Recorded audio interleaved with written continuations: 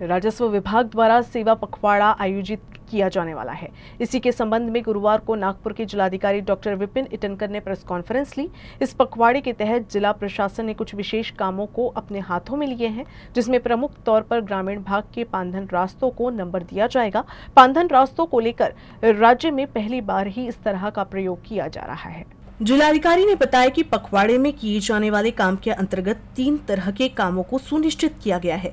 उसमें पानधन रास्तों की नंबरिंग की जाएगी, जिसके साथ ही अन्य रास्तों से अतिक्रमण को हटाया जाएगा। ग्रामीण भागों को जोड़ने वाले पानधन रास्तों में नंबरीकरण किए जाने का ये पहला ही प्रयोग है, जिसके साथ ही पट्टे वाटप का कार्यक्रम लिया जाएगा। इसी के साथ कुछ नए उपक्रम जिला प्रशासन द्वारा शुरू किया जाएगा।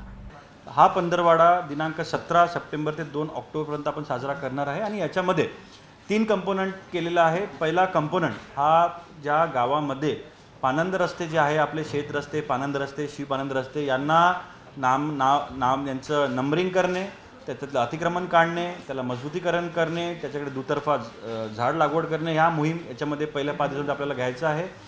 दुसरं जो याचा कंपोनंट आहे, जो नेक्स्ट 5 दिवसांमध्ये आपल्याला घ्यायचा आहे, त्याच्यामध्ये जवळपास आपल्याला घरकुलांवर फोकस करायचा आहे की ज्या नागरिकांकडे जागा नाही आहे किंवा जे अतिक्रमण करून राहतात, त्यामुळे ज्यांना घरकुल सँक्शन होत नाही, अशा सगळ्या पट्टेधारकांना आपल्याला पट्टे वाटप करण्याची मोहीम आपल्याला सुरू करायची। आणि तिसऱ्या फेजमध्ये प्रत्येक जिल्हाधिकारी त्यांनी त्यांच्या टीमला सोबत घेऊन 2 ते 3 नवीन उपक्रम त्या जिल्ह्यामध्ये आपल्याला करायचा आहे। तर ह्या आमच्या जिल्ह्यामध्ये आपण नागपूर जिल्ह्यामध्ये आपण जवळपास लोक अदालत आपण घेणार आहे, जेणेकरून गावातले विषय गावातच सुटेल आणि जे आमचे महसुली प्रकरण आहेत ते तडजोडीने आपल्याला रिझॉल्व करण्याचा आपण एक हे घेणार आहे। दुसरं, कॅम्प बेसिसवर सॅच्युरेशन मोडवर आपल्याला शाळेमध्ये कॅम्प घेऊन सर्टिफिकेट वाटप आपल्याला करायचं आहे। आणि तिसरं, जवळपास जे डीबीटीच्या योजना आहेत त्या सॅच्युरेशन मोडवर गावात जाऊन आपल्याला त्यांचं KYC आणि ते संपवून त्यांना सगळ्यांना त्या ज्येष्ठ नागरिकांना आपल्याला लाभ द्यायचा आहे।